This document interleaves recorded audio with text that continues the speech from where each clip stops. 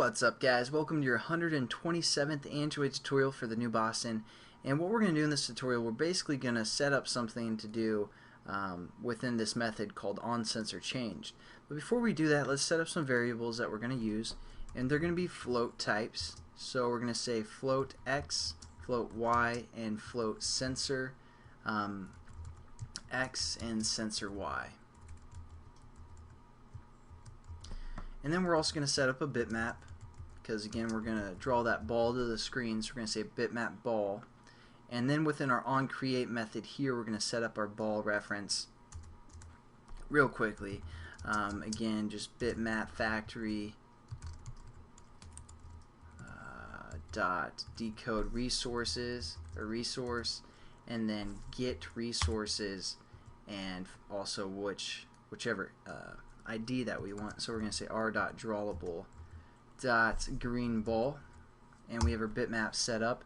We also might want to set up all of our float values. So we're going to say x equals y equals sensor x equals sensor y. And basically what's going to happen now, actually those aren't set equal to anything, so we're going to set that equal to 0.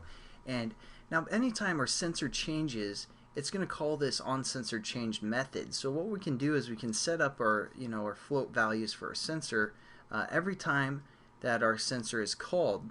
So what we can do is say sensor x, and I believe this was R0, something like that.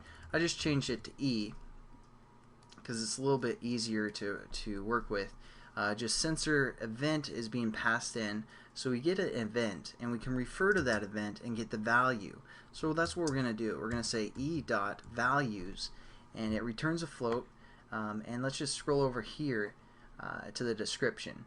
And if we refer to the value 0, that's going to give us pretty much the x-axis, the direction of the x-axis, and the y is going to give us the direction of the y-axis, and I'm sorry, the 1 is going to give us the direction of the y-axis, and the 2 is going to give us the direction of the z-axis. So for our sensor x, what we want to do is we just want to say the values of 1, or I'm sorry, of 0, and that will return basically the information from our sensor event for the x direction, or the x-axis. And then again we're just going to say sensor y is equal to e.values, and now we're looking for the y direction, which is 1, and we don't really care about the z direction for our example. And also another thing that we can do is we can even delay this even longer, because even though we set it equal to be a normal delay sensor, we can even delay it a little bit longer by just adding a thread sleep method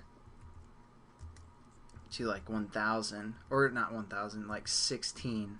16 is about 60 frames per second, and then we're just going to add a try and a catch around this sleep method here.